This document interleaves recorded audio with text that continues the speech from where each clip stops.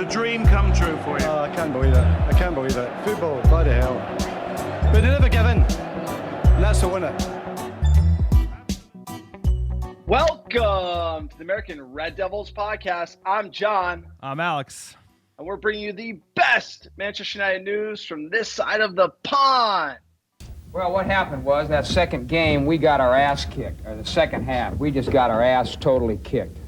We couldn't do diddly poo offensively. We couldn't make a first down. We couldn't run the ball. We didn't try to run the ball. We couldn't complete a pass. We sucked. The second half, we sucked. We couldn't stop the run. Every time they got the ball, they went down and got points. We got our ass totally kicked in the second half. That's what it boiled down to. It was a horse performance in the second half. Horse. I'm totally embarrassed and totally ashamed. Coaching did a horrible job. The players did a horrible job. We got our ass kicked in that second half. It sucked. It stunk. Okay. Whoa, sir. How we doing? It stunk. It sucked. I'll tell you what, we're going to be using a lot of these old NFL clips to just, vocalize how United fans feel. Manchester United lose again. The house is on fire. Manchester United 2, Galatasaray 3. I don't know what to say. More of the same. Sad sack United FC. Everything's going against us. United can't put together a good performance over 90 minutes, do some good things, and then concede right after. Onana with another howler in the Champions League. What a choice he was after De Gea. Not looking like the right move, but too early to say. But either way, he's having an absolute howler of a start at Manchester United. Everything going against our way. The only positive of the game today is Højlund. That guy's a fucking beast. Scored 2, scored both our goals. Could have scored a third, was slightly off. And his link-up play is starting to get a little bit better from Rashford. But I got no defense to this team. Like I said earlier, you're going to call me on this. The excuse factor is on strike. We're catching on to that theme, and I got nothing, but this is bad, and it's getting worse, and the wheels are falling off, and the house is on fuego. Sir, how we doing? I gotta, shout out to all the American Red Devils listening around the world. You are the real MVP. Watching this team twice a week, showing up, get absolutely just like your soul ripped out. You couldn't write it any worse. I feel like the only analogy is like the New York Jets, Giants, like horrible sports teams. This is just a comedy. It's like a clown show. It's like a parody of itself. You come out, European night, angelic voices, Old Trafford, let's go, fired up, score a goal, Højlund. And then it's just like beast mode. And then it's just like they start playing the clown music. The logo gets backed up by Zaha. Onana in no man's land. I mean, like, and then you just go through and you're like, Højlund again. And then it's beast like, mode. He's like so good. And then it's like, can we hold on? No, we can't. And then, oh, by the way, the keeper that we bought is going to pass the ball to the other team. Casemiro, a red card, who arguably shouldn't have been on the pitch because he had a yellow. Manager didn't make the right change. Straight red. Oh, but he misses the pen, but then scores a banger right after that, and it just rubs it in our face. United's an absolute joke. It's a laughingstock. It hurts to see such an amazing team turned into such a clown show. And you know who's the chief clown right now? It is Erik ten Hag. He is the one leading these men. There's valid criticism against him for this game. Out of position FC, Bruno out of position. I didn't like that midfield either. Amrabat at left back, he arguably contributed to the 2 that they scored. This isn't Crystal Palace B Team EFL Cup. This is Galatasaray European night at home. You got to be thinking back 3. Maybe put Lindelof in. Put him as a right back, sir. You got to be thinking more creative about this. The fact that we just kind of went toe-to-toe with them and they got the better of us in our house. At home, no excuses. United in shambles. United in shambles. That's right, sir. I can't argue against that. Onana having the worst imaginable start to his Manchester United tenure. Not good. It's hard enough to be the new keeper for the first time in 13 years and then start the way he has with everything else going against the club. I hear you. There's nothing to defend it, but the good point, like there are parts of this game where we played really good football, but at the same time, you just allow these shit goals. Amrabat can't play left back. I know we have 3 injuries there. All of our left backs, we have 3 left backs. They're all injured, but he can't do it. He played well that one game. Looked like the guy at left back. He's a holding midfielder. Maybe he can play a left back in the fucking Dutch league, but this ain't the Dutch league, bro. And the manager has got to figure it out quick because he's in the hot seat. He is responsible at the moment for how we're performing at the end of the day. You know, there are other things that we could talk about. We talk about the injuries, we talk about the owner, we talk about the sale, but at the end of the day, it's his job to get performances. It's his job to pick the 11, to pick the formation, to make the subs, to make the in-game tactics and switches. And now it's his job to stop the bleeding because right now we are fucking bleeding out and he needs a win like I don't know. I can't even think of the analogy because I'm so hot, sir. But we need a win like yesterday and Brentford. If we don't get a win at home against the Bees, you told me before, what are they, 14th place? We are in trouble because there's already smoke filling up the dining room, but soon there's going to be flames bursting out across the kitchen because things are bad and they can get a lot worse because we've seen this movie before. We were here 18 months ago. It gets toxic real quick at Manchester United, and he is very close to turning in to a situation that we were hoping we wouldn't have to deal with this year, maybe next year. But this year we're already there, and it's October 3rd. Lucky us. I mean, I'm speechless. Without speech. I'm without speech. It's just like to go from last season to this season is just unbelievable. It's unbelievable. And you know what? It's like the manager's made big moves. He made big moves in the offseason. I question some of those moves, you know, like, hey, De Gea wasn't amazing, but, you know, got the Golden Glove. We had a good back line. If it ain't broke, don't fix it. I did say, all the De Gea haters, be careful what you wish for. We've seen keepers come into United and struggle, like Onana struggling at the moment. He's got it. This has to be his mental. I mean, we watched him play in the Champions League. He was amazing. He was huge back there. He had the right monster mentality. And somehow we just turn monsters into wet noodles at Manchester United. That's literally what we're doing with this guy. I don't know what it is in the water. I don't know what it is with the kit. Maybe the kit's too heavy or something is going on. But it feels like we lost our edge. Last year, we had some edge. We got done in the FA Cup final. But we watched Chelsea lift that trophy. Any player on that, I mean, we watched City win that trophy. Any player has to be like, there has to be motivation for this season. We had to go harder this season to try to beat City. Like, that was the motivation. The fact that we come out this soft, like this wet noodle, is unbelievable. And Manchester United, it's like, look, the manager deserves criticism for how he's playing, how he's running this team, playing people out of position, can't get a win. Like, this should have been a win. This is a win. Like, you saw us score the goals. We're poorly organized, all over the shop, can't get a hold of the midfield, can't make the right changes, can't make the adjustment, and Galatasaray putting us to the sword at Old Trafford, and we're slipping on the banana peel, right? It's just like we are a joke of a team, and to lose is one thing. To lose like the way we did is just inexcusable and embarrassing to the badge. Well, there's a lot of red noses to go around, sir, but I can't disagree with most of what you said. It's sad state at the moment. He has to right the ship ASAP. His job is to fix things. He made some big bets, like you said, some bold moves in the summer, and probably none was bolder than moving out De Gea when he did, bringing Onana, which you would think is a safe bet considering, he's pretty good in the Champions League final in his prime. Clearly, it's not going that way, but some bets are starting to pay off. Højlund looks the real deal. I mean, I think we could all agree there.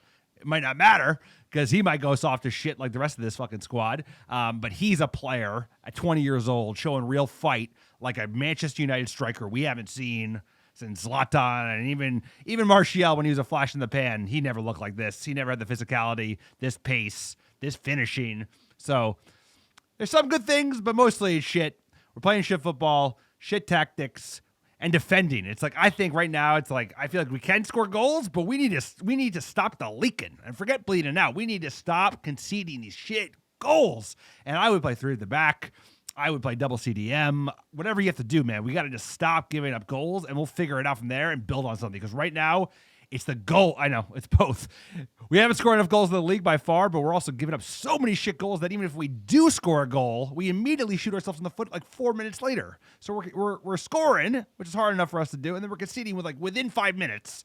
Usually shit goals, soft goals, easy, preventable goals. 1 from a throw-in today, and then 2 arguably Onana arrows. I'll give it a 1.5 because fucking the low got muscled out by Wilfred Zaha living in Turkey. But either way, I think most fans, if you're listening right now, you're a true fan because times are tough.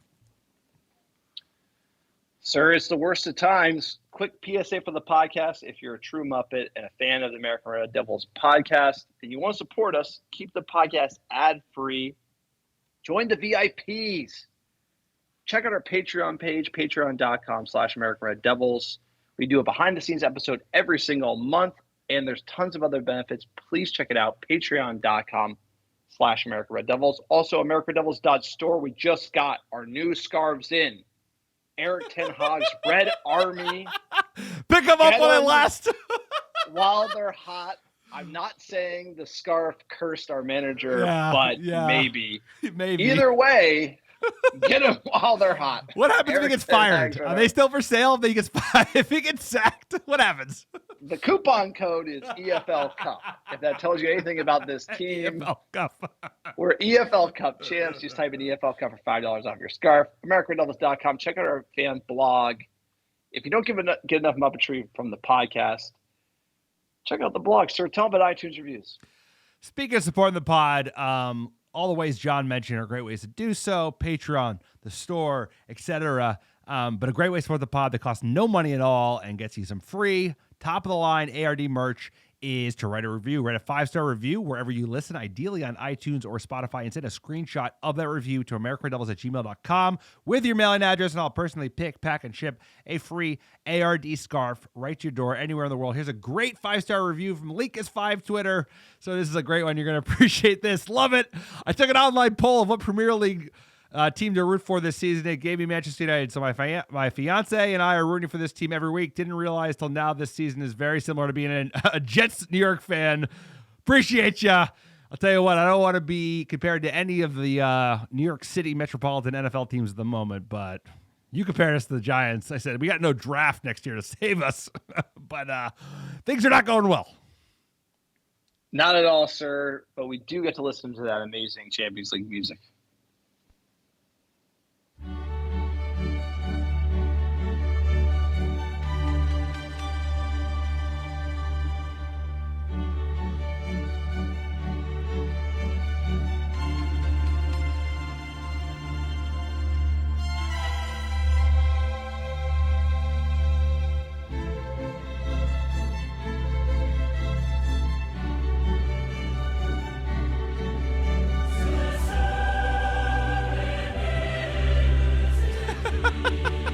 Your face.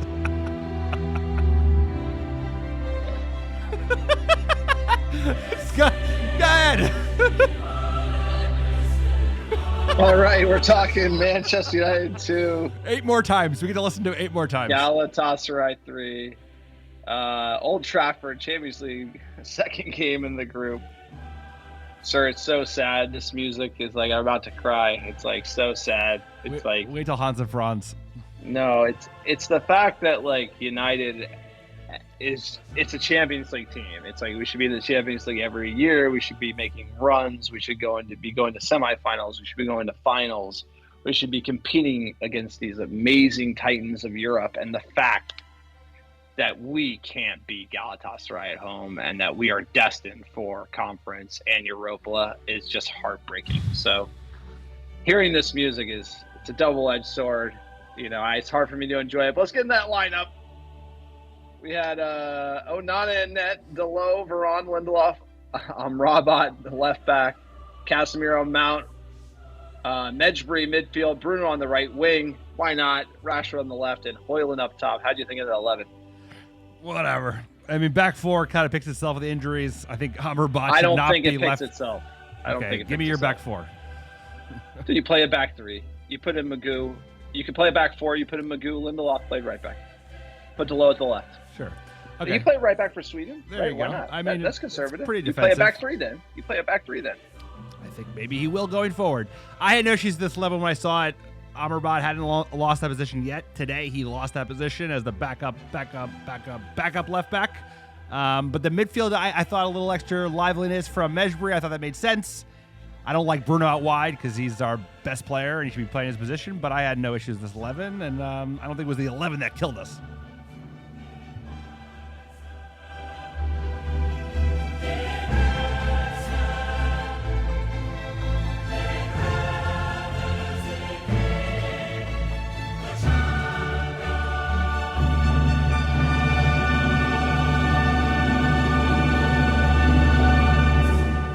How much are you going to miss that? I can't put into words how much I'm going to miss it. Sir, let's get into this match. It's one step forward, two step back from United as usual. I mean, we started out well. Second minute, beast mode Højlund looking really strong and powerful on the ball. Beats his man, plays in a great ball for Bruno. Doesn't get a hold of it. It was a really good early chance. Another one came in the 11th minute. Great chance for Hannibal in the box. He gets his touch all wrong, but United were creating chances. Didn't take long in the 17th minute.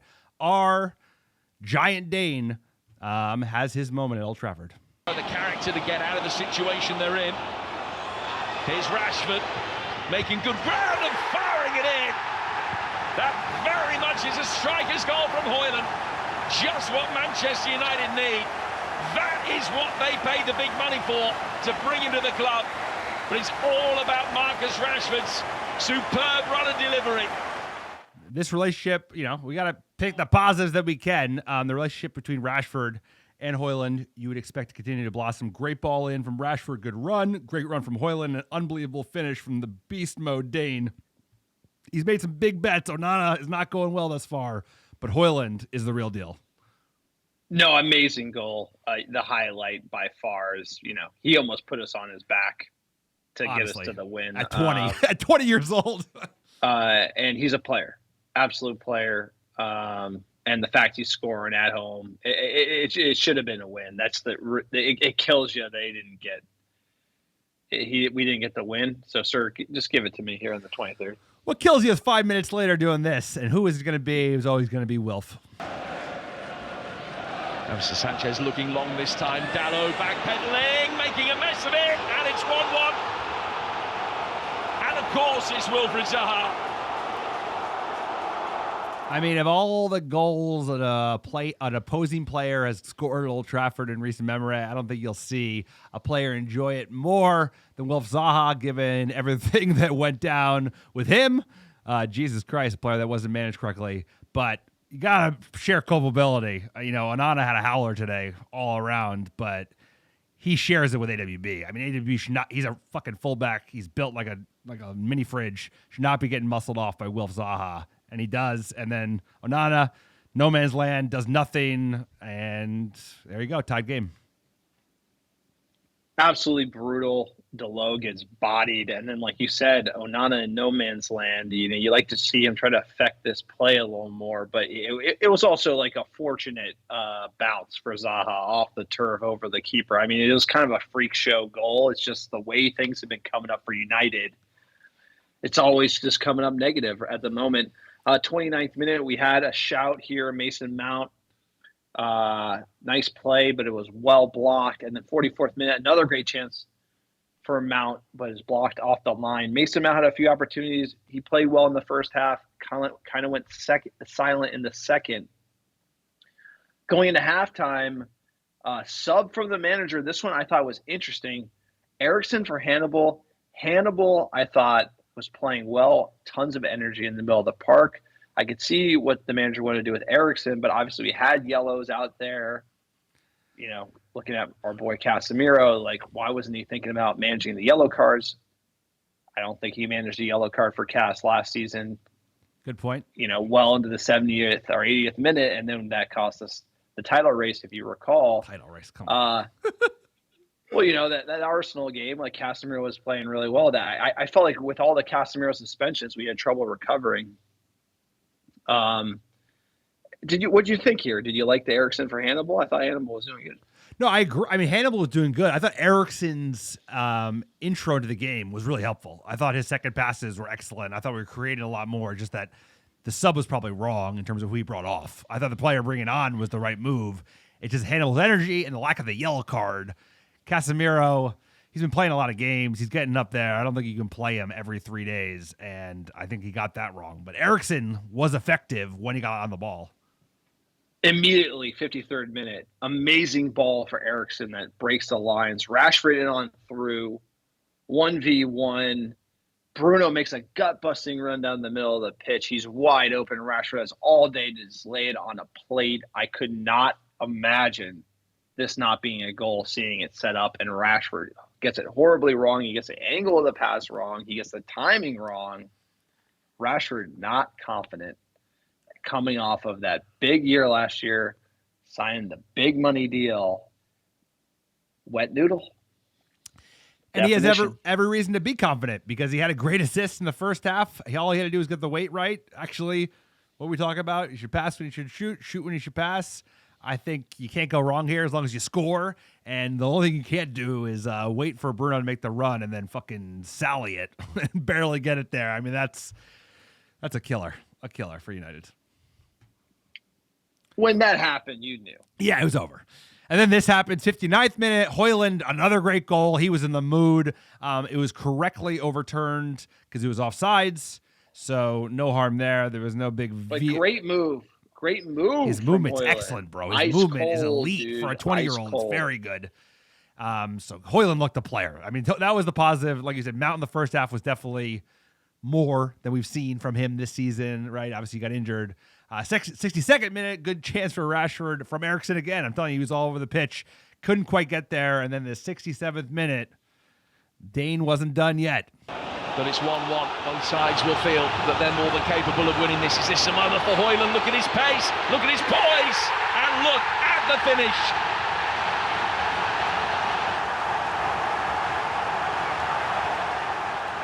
It's the night that he's arrived at Old Trafford. And to get this goal, and then what happens in the subsequent minutes, is Manchester United's season to date. It's like play some good football and then have it all torn away based on fucking silly mistakes and errors. Højlund.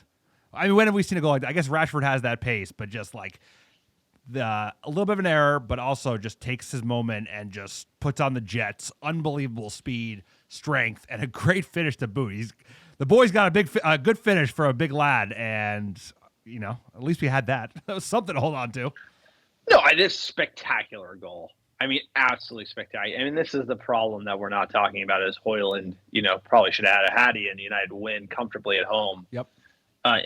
Like, honestly, almost like you can think of, if he wasn't offside in the other goal, this is sort of like a Wayne Rooney debut. Obviously, Rooney being younger, but this type of hat trick, Champions League night at home at Old Trafford. I mean, the story kind of writes itself. This is absolutely unbelievable. Running the way he did, the dink finish, just like put him to the sword. Unbelievable finish. The dog we need, the Danish dog. That's what I'm going to be calling him here on the podcast. And it's just, from here on out, the shenanigans afoot erase all of that, and it's the way it went down. And in the order of operations and all the errors and everything, it's like literally the clown show is what just will kill all the mojo. But yeah, I'd say amazing goal from Højlund. Amazing goal from Højlund. This is where it all goes bad. We need like clown music. Yes. Some of these onomatopoeias, not so good. 68th minute sub. I thought this was a good sub. Garnacho on for Rashford, who looked a little gassed. He needed to come off. Here comes the mistake. 70th minute. Onana makes a meal of it. And Galatasaray go really close because he gives the ball away from passing out the back. He was not having a great game. 71st minute. Here we go. Well, when he arrived at Old Trafford, he only scored 26 in his career. Barish Alpha playing it in, and it is 2-2. Lightning strikes twice. The first lead lasted 6 minutes. The second one only 4. And this is more of the same, right? Score, concede quickly, off a fucking throw-in, like beat, Amrabat beat, center backs beat, goalie. You know, to be fair, this is the one goal you couldn't do anything about. But United, you go ahead, and then all of a sudden, all your good work is taken away in 5 minutes. How many times have I seen United get beat on throw-ins? You know, what do you think? If anyone's watching the film, you think Galatasaray is saying, hey, late in the game, quick throw-ins, they're going to be snoozing. I mean, that happened in the league already like twice I saw, and the Gunners almost got us with one. It's like, this is a thing. Yep. This is bad coaching. This team is meant to concede goals. We're not switched on. We're up by 1 at home in the Champions League group, and we're just chilling on vibes. This is the problem with this team. This is bad coaching, in my opinion. You have a sloppy team that can't be organized, can't defend, can't hold a lead. That's coaching. Well, set pieces especially. You know, you can talk about players not doing what they're supposed to do, but set pieces, that's something you got to be coached on. And we've looked vulnerable from set pieces for a long time, especially the throw-in. It went from bad to the worst. 77th minute, Onana with a fucking suicide pass to Casemiro. Totally gets it wrong. Casemiro does everything he needs to do to stop a goal, gets a penalty, gets a second yellow card, and he's sent off. So he'll mix the next game, which is, I believe, against Copenhagen. 78th minute, penalty to Galatasaray after it said horrible pass and said Casemiro red card. But guy goes wide. United have life. Onana guesses right. The guy blasts it wide, and you think United's back in the game. 80th minute, huge block by Galatasaray. Garnacho, he was cutting through fools, looking good on the left when he came in. But hey, this is Manchester United. This is 2023, October. What do you expect? 81st minute. Here we go. Davison Sanchez heading it forward. Amrabat has played Icardi onside. This time he does it.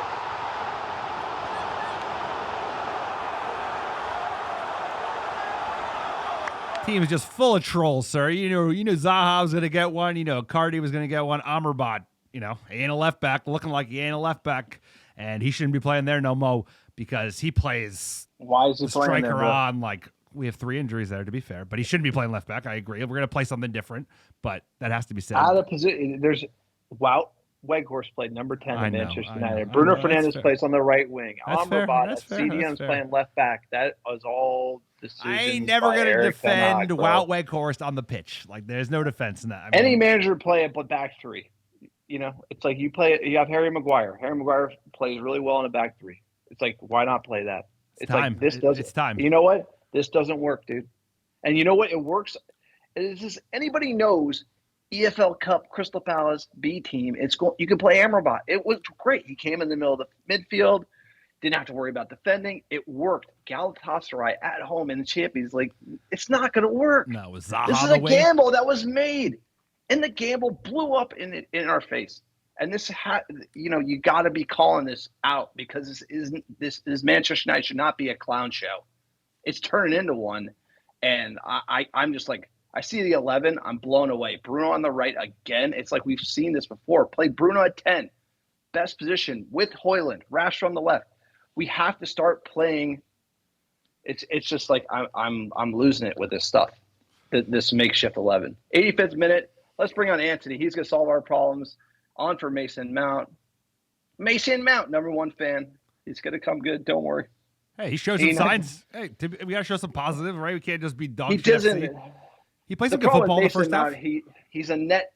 He doesn't. It's not like he's not moving the needle, right? Like, we're not playing worse. We're not playing better. He doesn't Mason score. Mount He for can't 60 score. million. He can't score. Didn't move the needle, right? What's moving the needle from last year? Is Onana moving the needle? Højlund. We paid $40 million for Onana. Is he moving the needle? No. Mount, is he moving the needle? Højlund's moving the needle. You're right. Yes. Right. It's like we need people that are going to move the needle, and we don't got them, right? And Anthony ain't one of those either. Martial, he ain't. Came on. 91st, Galatasaray should have scored again here. Regardless, it ends 3-2. Dying. Absolutely dying watching this team. Dying deal with this mashed potatoes 11. This wet noodling, like, score a goal, concede, can't defend, can't do anything for more than 20 minutes. This team has got nothing. Newsflash, if you see a team play 20 minutes of good football, it's not good football. It's a 90-minute, now it's a 100-minute game with all the new rules and all this stuff. By the way, the refs are coming for you. Everyone's coming for you because you're Manchester United, right? You got to have the mentality. Everyone's got to be switched on, and this idea that we can play good for 20 minutes in a game and then be like, well, let's try again next time. It's like, it doesn't matter. It's like, you got to close it out. It's like, you win leagues closing it out. You win leagues winning by one. You win the Champions League winning by one. Good teams know how to defend. Good teams are situationally aware on the pitch, know how to break down a low block. We got none of that. This game was wide open. They played right into our hands at home. We couldn't make the adjustments. We couldn't put them to the sword. And when we did put them to the sword, we could not defend for our lives. We have no leaders on this team. The coaching is horrid. It's absolutely horrid.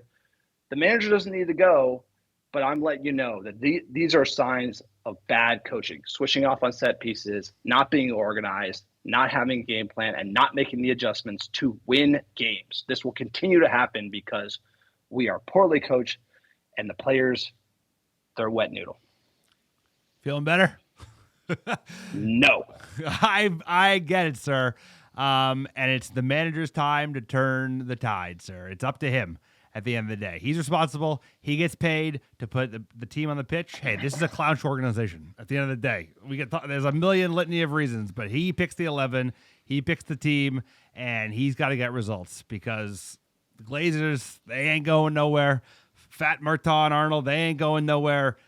Fucking Darren Fletcher, don't get me started. But the manager's all we got. And those are the only guys that are getting switched out. And I am not of the opinion that you should change the manager until the end of the season. That makes no benefit. There's no benefit. It's his job to fix the fucking job on the pitch, to get performances, to get it right, to get the defense right. Because right now, what do they say? Goals, offense wins games, defense wins titles, and we got nothing right now. We got no offense, we got no defense, and our defense has never looked this out of sorts since Ole. And here we are, sir. So I would say, we're talking about Erik ten Hag. You give him the end of the season. You give him the season. They're talking about a new contract. Sir, but if I may, here's the deal. You give him the end of the season. You say give it in the season. It's like results. It's a results-based game. You keep losing, you lose the locker room. It's like eventually there's going to be so much bad juju here where the players are going to be like, it's not us, it's you. Right? That's just how it goes in football. So it's not like the NFL. You give it to the end of the season and you install a new system. It's but you're not going to lose anything from bringing. What are you going to do? Bring another Ralph Rangnick, sir? We're not going to get relegated. I'm not saying that. I'm just saying you do not. Do I need to explain to you that? Sir, I'm not new to this game, bro. Is that do you know what happens when managers lose a locker room? Sir, I've been doing this. We've done 490 pods. I've been watching this team for 18 years, and I've watched 11 years of dog shit football. I understand the nuances of football, and when a player doesn't want to play for the manager anymore, and he's all of a sudden picking fringe players because he knows they'll play for them. We saw that under every single fucking manager that's managed this club since Fergie. They all had that moment. I don't think we're there yet, and I'm still just speaking holistically. No, we're not there. That I don't think results can get you there. Yes, they can. If we keep losing, but what I'm saying is I don't want Ten Hag to go. I want him to stay. But it's going to be based on the results. If we keep losing, I know, we lose to Brentford, but if he loses the dressing room, who's going to gain the dressing room back? Are they going to bring back Ole? They're going to bring Michael Carrick? Sir, there's no. You know that it's I'm like. It's not about there is no one else. I agree with you. It is Ten Hag, but Ten Hag has to get results 100%. At some point because if he keeps losing, it goes into the point where it's like you kind of have bad juju and people don't want to talk to you and people don't want to, just it's the way it goes. It's like I don't know why it goes that way, but if you can't win, people look at you different. It's the they smelly start kid at a pressure party. on you. The smelly kid at the party. And it's like this weird thing. And by the way, we are not winning. It is like. We are well on our way to that. If we continue to play the way we're playing, we are well on our way to that type of situation. It is not now. It is a couple games from now if it doesn't improve. But I mean, yeah, it's like if you lose the next 5 games. If you lose the next 5 games. If you lose the next 5 games, you should see our next 5 games. If we lose the next 5 games, removed of City, we're in trouble. Yes. I mean, it's like we got Luton, Brentford. It's like, yeah, we're in trouble. So let's get into these stats. I don't disagree, sir. I don't think we've ever seen pulling the manager out. We're not going to get relegated, and you're not going to bring someone in and finish the top 4. That's all I'm saying. Yes, but I'm not I don't have a position. I'm just telling you that if you lose games, you are in trouble. Like I'm not saying I want him to lose. I'm just saying if you lose games, you're in trouble. That's just the way it goes. I don't want him to be in trouble. It's not going to help United if we get rid of Eric Ten Hag. It's just like it's inevitable. If you lose 5 in a row, people are going to be losing their mind. You're in trouble. I can't disagree with that, sir. Like, it's just like, by the way, I thought we would win today. I thought there's no way Galatasaray beat us today. There's no way, right? That's how I went. What do you think? You think we're going to lose today? I did going into the game to mentally prepare myself for when we would lose. But the problem with this team is like we played, okay, you can say the 20 minutes, but we did play good football at moments. And I know it doesn't fucking matter in the context of a 100-minute game. I agree with that. But this team has promise. They just can't figure their shit out. So, yeah, as soon as we scored. You can't defend the lead for 5 minutes. There's no point. No, of course. But as soon as we scored that goal at Hoyland, I was back in it, bro. As soon as I was out, they pulled me back in. And that's the name of Manchester United. I tried to be disconnected. I took the flag down. I'm expecting a loss, but this team pulls me back in and they fucking shit all over my face. Brentford, I'm expecting a win versus Brentford, right? So am I. I'm expecting us to win. So it's like, we're at home, we're playing Brentford, they're bad, we should win. Let's get into it. If we lose, it's going to suck. Whoa. It already sucks. Whoa, getting in the stats of this shit game. 16 shots to their 15, 5 on target to their 4, 56% on the ball to their 44%. And to your point, sir, despite us playing 2 games and not winning 2 in the Champions League, having 0 points for the first time ever, that is a record. Bayern sitting atop the table with 6 points, Galatasaray with 4, Copenhagen with 1. I don't need to tell you, but we are going to Europa League. And you know what? I'm excited. No, 4th. If we get 4th, we're good, aren't we? No, but we're not going to get 4th. We're going to get Europa League, which is arguably worse. It is worse. It's way worse. I'm excited for Europa League. I'm not excited. We're going to go to the final, wherever it is. No, we're not going to. We're going to lose to Sevilla. We're going to lose to Sevilla. It's going to be great. We're going to the final. It's in Eastern Europe. It's going to be great. If anyone had any doubt, this team is driving us insane. And the XG was 2.76 to Galatasaray, 2.09 to Manchester United. I almost do not believe it, sir. What did the manager have to say? I know you're feeding him excuses. I'm on strike, bro. Here we go. When I give explanation, then you will see excuses. So, and there are no excuses. Okay, maybe we have a little bit unbalanced left side, but then still we can't make the errors we now making, and we have to do better. And that's simple the fact. We have to win our games. Right.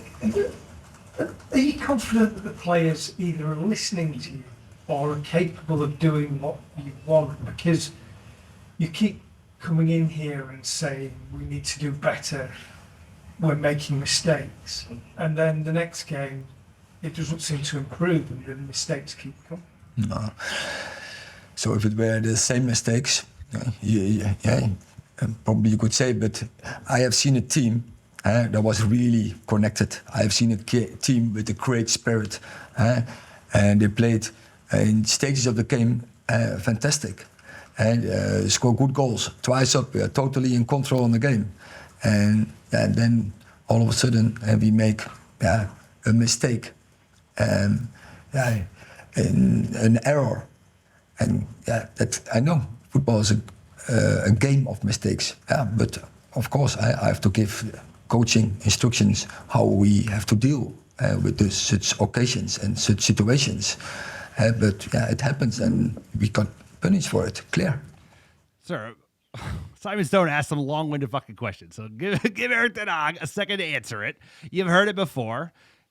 He's like, no excuses, we got to win. As simple as that. I'm responsible for that. That's right. We got a next match, sir. Like you said, we're playing the Bees. We're playing at home. EPL, 7 a.m. At least we're not waking up at 4:30 to watch us lose. How are you feeling? That is one benefit. Manchester United versus Brentford, Old Trafford, Saturday, October 7th, 7 a.m. Pacific, 10 a.m. Eastern, sir. Lifetime versus Brentford. We won 9, drawn 2, lost 6. What are we afraid of? A lot of First green. time we ever played. A lot of green on that board. First time we ever played. 1928, we beat them 7-1 in the FA Cup. What would I do for a 7-1? Sir, we've won 4, lost 1 in the last 5. Last game we played them was April. Manchester United versus Brentford. We won 1-0 with a clean sheet. Those were the days, sir. But Brentford is struggling coming in here. They Couldn't help drew yourself. Bournemouth 2-2. Couldn't help yourself. My boy De Gea with I'm that looking up the clean sheet, stats. baby. I want to look up the stats. How many saves he had in My that game? boy I'm not De gonna Gea say with that nothing. clean I ain't sheet, saying baby. nothing. My boy De Gea. I ain't saying Where you nothing. at? How Brentford Spanish playing? Dave, I Where the know you're haters at? watching. He's an unemployment Dave, line. I know you're watching. I know you're watching, Dave. Let's go. You're my boy. Sir, You're my boy. You should have never left.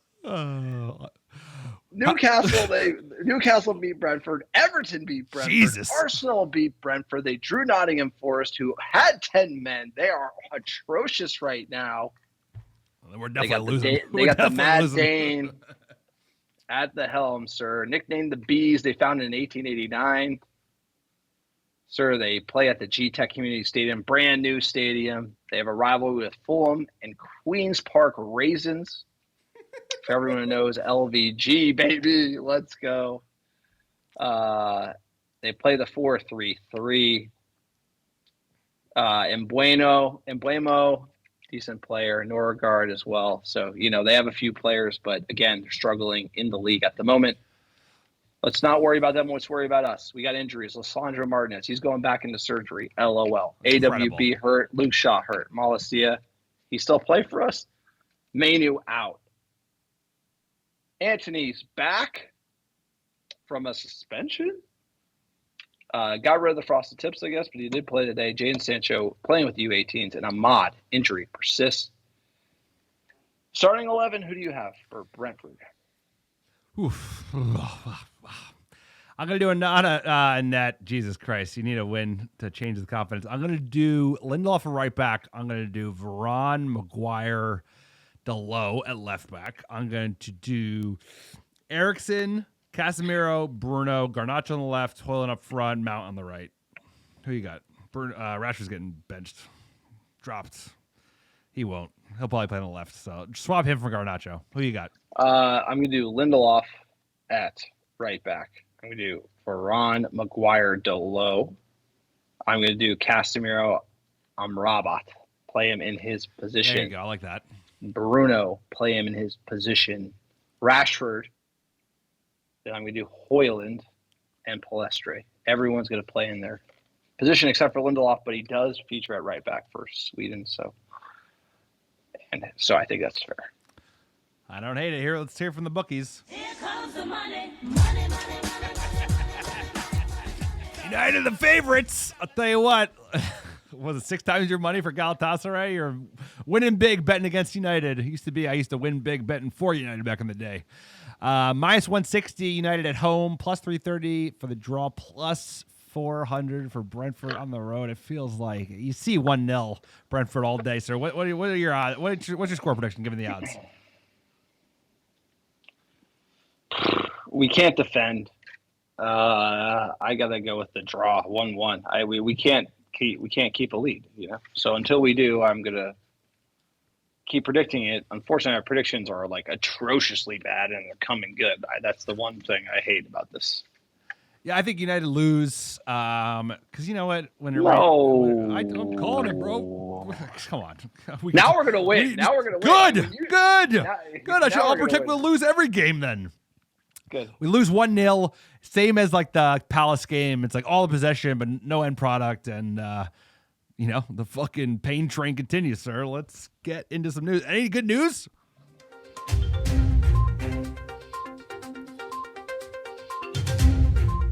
United in the news, sir. What's going on with Ratcliffe? Old Jimmy. Well, before I get into that, it's like the one thing that you were saying earlier. It's like, but we play good. It's like.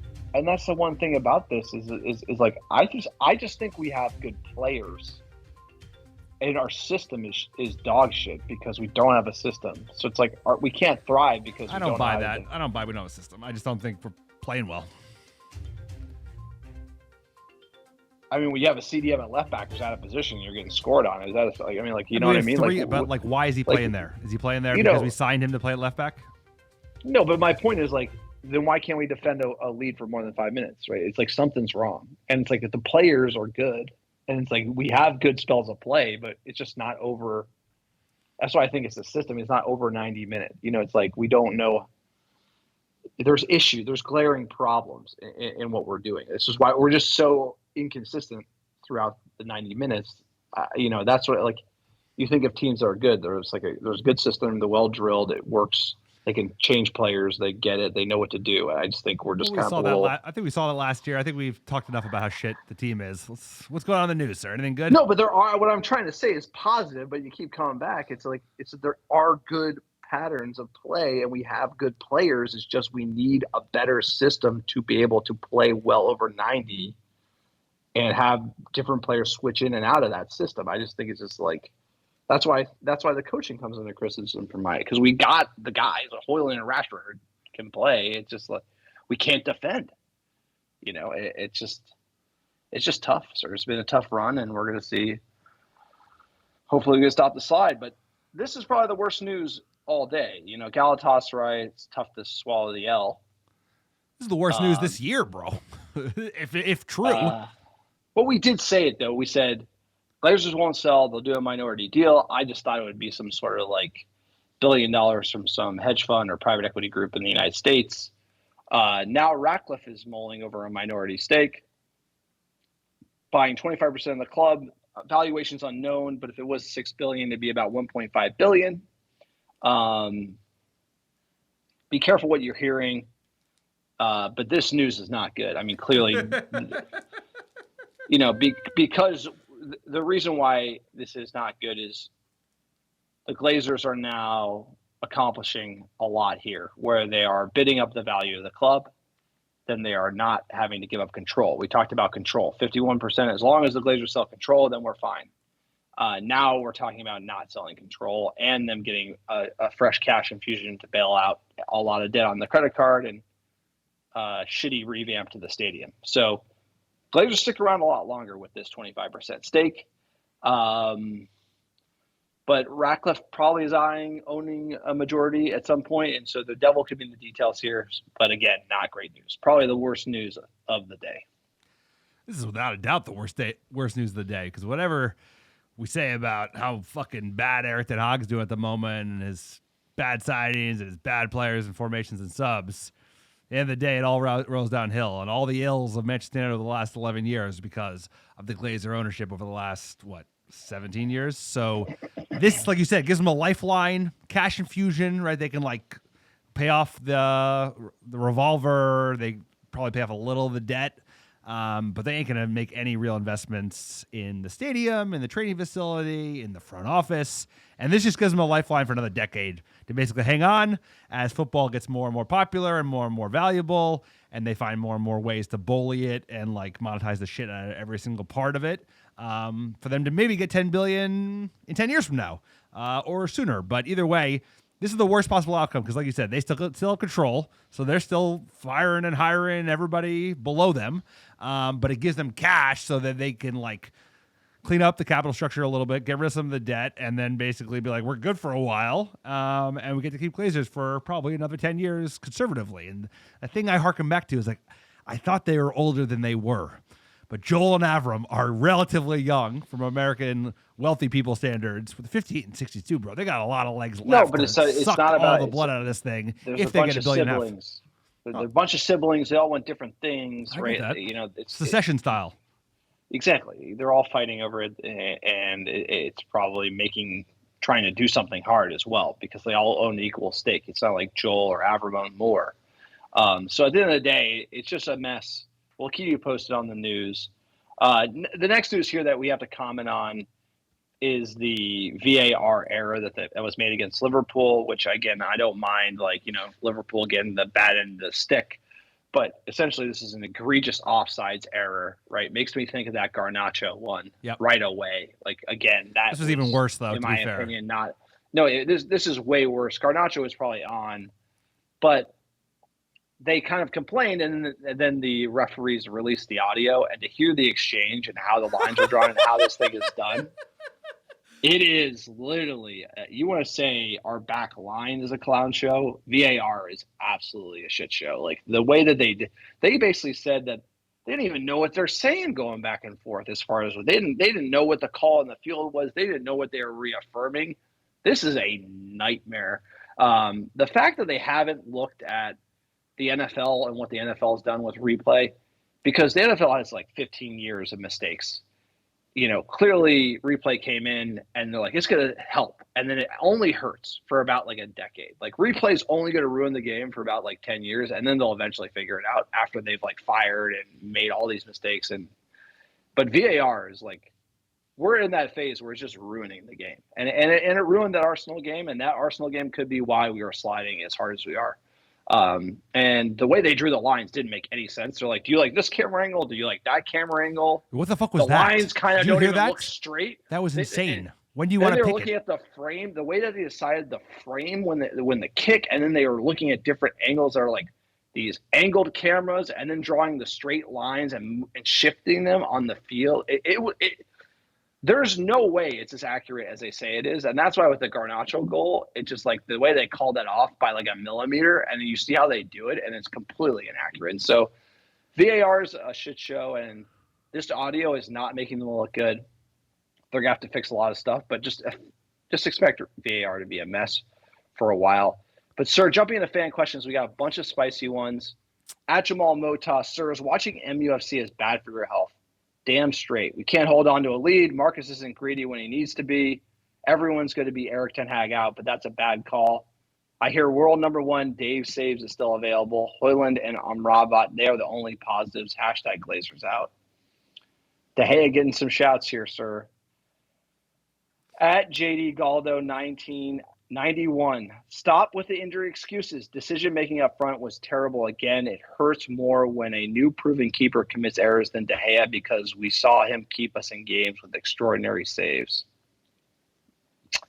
At Orson Wonder, no man ever steps in the same river twice. There we go. Zen Buddhist. Let's hear it. Make me feel good. Don't want to be too dramatic, but sirs, this is not the same river as it was before. Starting to come to terms with the fact that we are straight up mediocre team. Open heart surgery. Hashtag MUFC. What do you make of that, sir? We've been a mediocre team for a long time. No manager's going to fix our woes, bro, because our woes are all about the Glazers, all about the people they hire.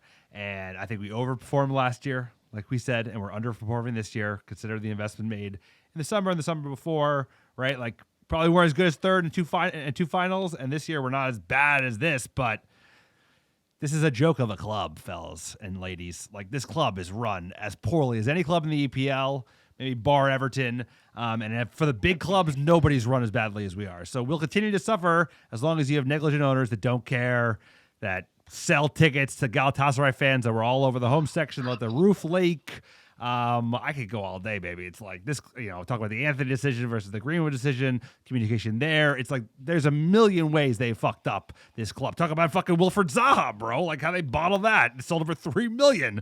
He's probably one of our best transfers pre-Eric Ten Hag other than Bruno. So it's like this club is a clown show, a riot of fucking dysfunction. And that's all I got to say. And Eric Ten Hag, he's going to get the blame because the manager gets the blame. He's there at the end of the day. But after him, he's just not doing a great job. I mean, he's not. But the club is fucked. But doesn't mean he's great. Dude, you gotta get the whole thing is like, yes, the club is fucked, but he's not doing a great job. No, he's not doing a great job. But what did he do last year? What's his win percentage at Manchester United? 63%.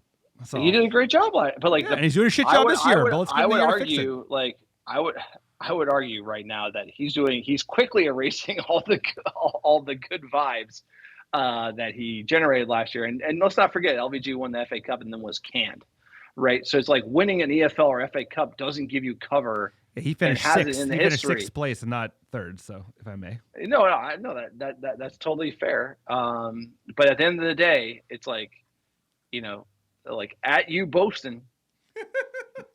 This team keeps finding new ways to suck. Manager's starting to get that Ole Deadeye look on his face. Deadeye! Season over before it began. I think here's the thing, Alex. Season's over. Yeah, Ole made it to December, dude, before it was over. You no, know what we I didn't, mean? bro. I was there October 24th, 2021. He fucking sucked. He was We're terrible. not there yet. Worse. That was worse. The season was over in early October, bro. Like, come on. The season's been over. We were never winning the league. We were never winning the league last year. It's because he overperformed, gave us all hopium, and here we are expecting to play better. We should play better. I'm not going to defend that we shouldn't play better, but like No, I it's know you were recency there. bias. I'm just Everything's saying, recency like- bias. So it's like, no one remembers how well we played last year. It's only the last 6 games. The last 6 No, games here has it is, been here as it is, bad here as it it is. comes. Okay, I'm going to set the record straight. First 5 under Ole that season. 1-4 drew 1. 1-4 drew 1. We were in third, and then he went on a 8-game meltdown, lost his job. 8 games. In 8 games, 1, 2, 3, 4, 5, 6, 7 games, lost his job. In 7 games, he lost his job, and I'm excluding Cup. Like, he probably lost one in EFL. Yeah, we lost the EFL Cup to West Ham. Yeah, they fired him 6 weeks too late. 8 games, and he was gone. So what I'm saying is that And he should have been gone after Liverpool or City, the 2-0 after yeah, this. but we're out of the gate. We're out of the gate.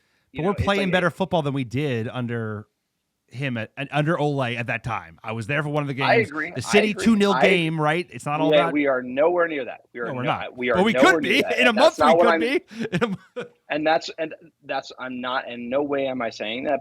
But I would say what is like. Oh, sir, this is like you're Put a fork in it, sir. Put a fork in it. We'll talk about the bees on the weekend.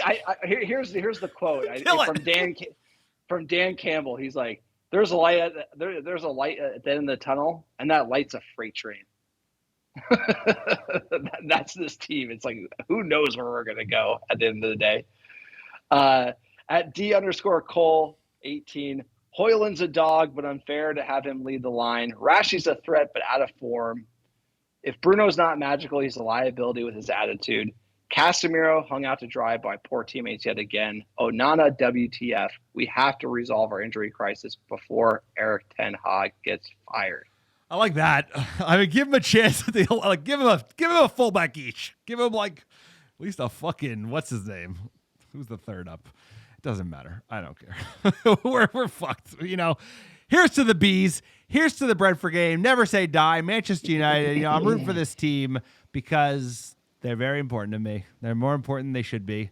I care too much. Expected a win now, even though I previewed a loss. But, sir. At Jordan_R, it's not Ten Hag's fault, but it's also not his fault. Well said. Even playing well gets another loss. How warm is his seat now? I think his seat is like from a board perspective, it's completely ice cold.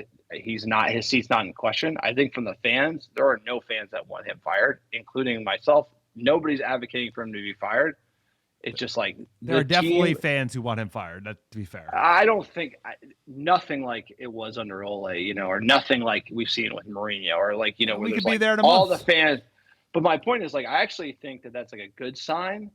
But I'm also seeing like the signs of bad coaching in this team, and just bad decisions from the manager not being able to like get his hands around this team, and that's more of a concern. So, it's just good. It's a long season. I'm glad that I don't think his seat's warm personally. You think his seat's warm right now? You think people are like, yes, there's no one who could take his job. I don't think it's warm. I think the seat's always warm in Manchester United, especially when you're not playing well, and you should be playing well. And we're underperforming, and the seat is inevitably warm. He shouldn't be fired anytime soon. But like a bad run of games, bro, we lose to Brentford. And then we lose to the games, run up to City, and then we get beat up by City, then we lose some more because then we got even better games after City. We got fucking Everton, their shit.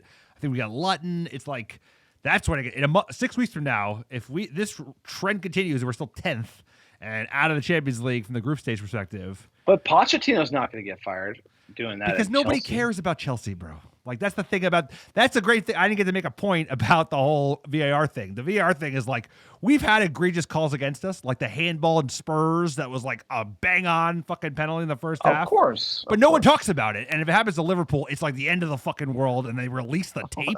Incredible stuff here. So save it for the We Hate Liverpool pod. That's like, I'm just making a point about the pressers in England. I mean, you have to admit, it's all we've seen is like, oh my God. And then but when have they ever released VAR calls? Who played that game for 20, 30 years, bro? Who played the referee game harder than anyone and You're won calling that out game? Fergie, bro? Come on.